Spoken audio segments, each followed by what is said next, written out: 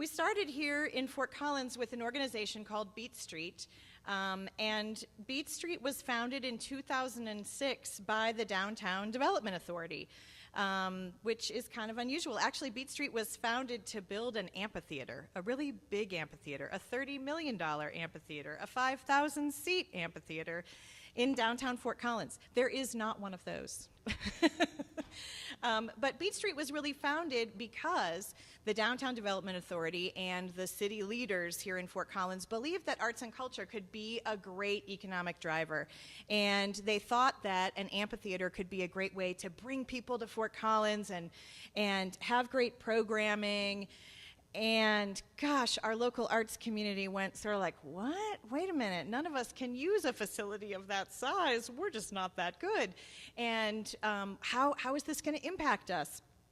Now, this all started to happen in 2006 and 2007.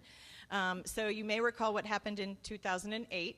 The economy tanking changed the city priorities for sure about that enormous capital expense. But one of the things that happened along the way is that that the DDA, our Downtown Development Authority, went to the state legislature and actually helped change the legislation that governs DDAs and allowed for some of their tax dollars that they actually collect and normally invest in big physical structures to use those dollars for programming. So Beth Speech was actually formed with the belief that we could do programming as well. So that change has made a big difference in a lot of communities in Colorado, where DDAs are now actively programming their downtowns rather than just doing facade improvements and that sort of thing. And what do you think the programming is? It's arts and culture. It's great programming that helps our arts community and helps our community in general understand creativity, engage with music and art and science and all the sort of wonderful fun things that make each of our communities really unique. So that's where we came from. And in 2008, at the end of the year, when they decided not to build the amphitheater, it pretty much threw the organization on its ear. And they decided to change staff, and frankly, many of us thought, well, gosh, this organization's going to go away. There's no amphitheater. What would you do? But instead, the city leaders said, you know what, we're not done. We want to try one more time because we really do believe that art is so important to our communities, and we want to try a new strategy. So they hired a new staff. Or a new executive director in the summer of 2009, and he hired me actually to help build a new strategy for the organization. And we sort of threw everything out and turned the whole thing on its ear, and instead invested in what was already here, our local artists and the community that was supporting those local artists as well. So we created programming that was interactive, and it was on the street, and it was designed to really get the community feeling like Fort Collins was a great place to live that was filled with art, and that artists were here. They weren't hidden away in their homes or only in clubs playing music, but they were out on the streets. But the other thing that we heard from our community was, we as artists are not making enough money. We are struggling. Our arts nonprofits are about to close their doors. The economy is bad as it is, but everything is changing and we don't know what to do.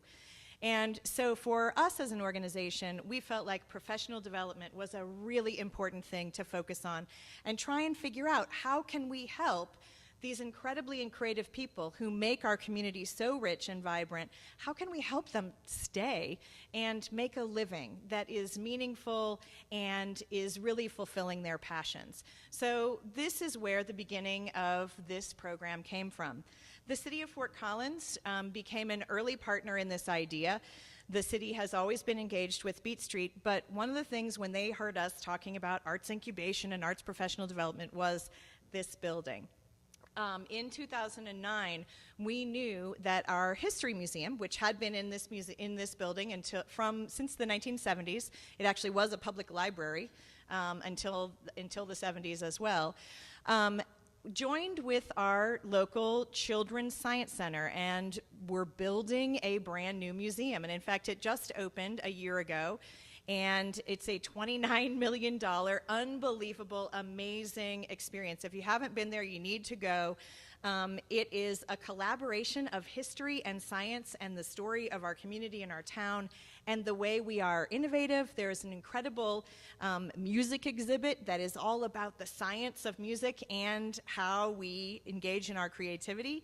And that left this building empty, which meant the city said, hey, let's do this incubation here in this building. Let's create a community collaborative space where folks can be creative. You can have classrooms, you can have your administrative offices. Great partner to find. Also, Colorado State University came on board immediately and sort of came with a dirty secret that unfortunately most universities have, which is that 90% of the alumni from the graduates of the School of the Arts 2 years after they graduate are out of the industry. And that is a stunning statistic that is showing up countrywide, no question. And universities are really struggling. They teach the craft and the art, but the relevance to our society and our economies today is really a struggle for young people. And so CSU said, hey, we want to get engaged. We don't know what you're going to teach, but our people are the ones you're trying to teach because they've all left and they're all confused and they're not making enough money and they're not having careers in the arts. How can we help them too earlier? So we started talking about how we could potentially build an internship program that would give real-world experience to those students before they leave college so that they don't end up leaving the industry immediately. And they have a better sense of what the world can be for them. They have new ideas about careers that are not the traditional ones. You are not likely to have a career in a symphony for your entire life. There are not enough symphonies for those jobs to be for all of the talented musicians that are out there. But there's tons of other ways that you can be musical and be a working artist. So this is sort of the impetus of where we came from. The Carnegie Building, as I mentioned, was a really cool piece of this project. And frankly, it allowed us to really organize our thoughts and our ideas. And so we spent about 6 months planning together. And it put us in a position to feel like we knew enough, like we knew what we wanted to do and what each of us wanted to do and what our roles would be. And so we were able to apply, thanks to a couple of other partners. The Nevada Arts Council heard about what we were doing, as did Colorado Creative Industries in the state. And it allowed us to really think outside the box, which was, gosh, if everybody suddenly wants to hear about this incubator, maybe the market for this curriculum is way bigger than we realized. And so we identified 10 states in the Intermountain West who were all struggling with this same thing. How do we build programs that are going to help artists? How do we make them so that they're affordable for small communities? Because we live in this beautiful, amazing place where we're inspired. We don't want to live somewhere else. And yet we don't have access to the programs that may be out there, and they are really expensive. So when we started doing some math, that evil math, we discovered that there are actually 280,000 professional creatives in that 10-state region, right there. But like the population is obviously, as we all know, spread out enormously. But 280,000 people who are professional creatives, and that's using tax data. So this is Western States Arts Federation data. This is not the under the table art. This is real people who are making enough that they are actually saying to the federal government, I am an artist.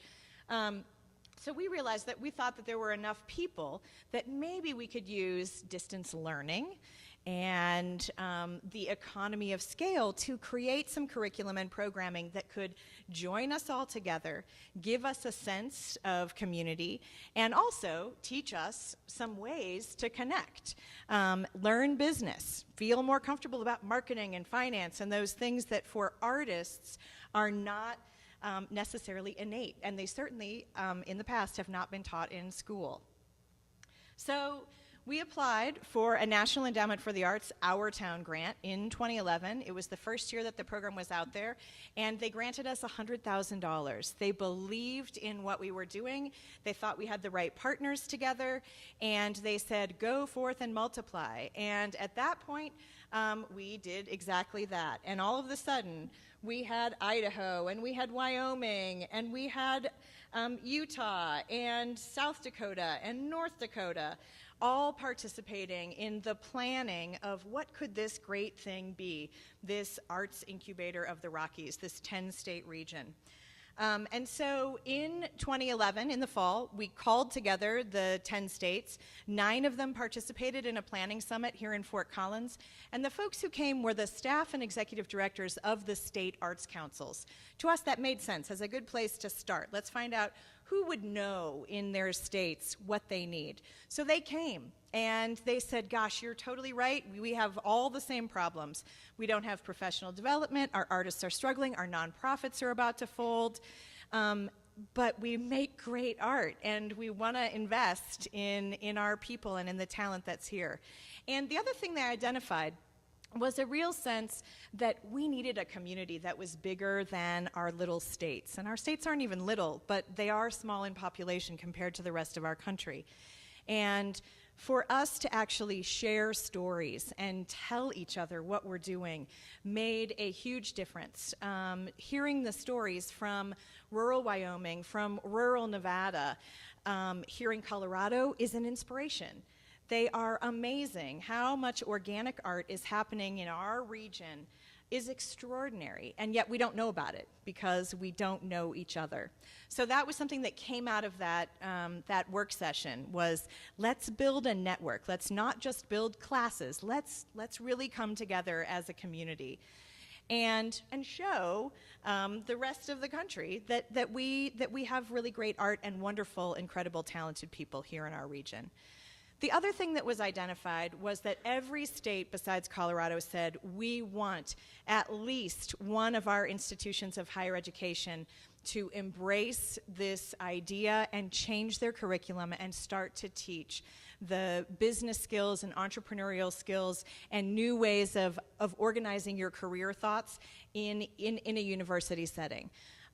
So that became a really important goal for us from the beginning as well, was that relationship with CSU and the programming that we designed was going to be really important. So we started planning then. We had a curriculum summit, and we organized an unbelievable thing. We tried to make curriculum, I mean, not that this is hard, sound really boring, but we held a curriculum summit and 150 people showed up. Like, what is going on? And it made us realize right away that not only were there a lot of creatives in our region and in our community, but the people who showed up were not all creatives. There were business people, there were arts supporters, there were folks from government agencies, there were lots of teachers at every level of education, and all of them were saying, we have got to solve this. We've got to figure out how to change the way that we view creativity and how we value our artists.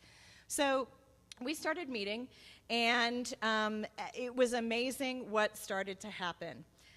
Because as soon as we started meeting, other funders actually from across the nation heard about our work and started to invest as well. So the Tremaine Foundation from Connecticut became a multi-year funder of the program right after we started designing our curriculum.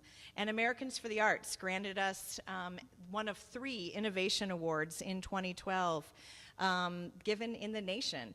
$25,000 to help out this project because they believe so much in the power of helping us understand how to be engaged in the world in a different way as creative people.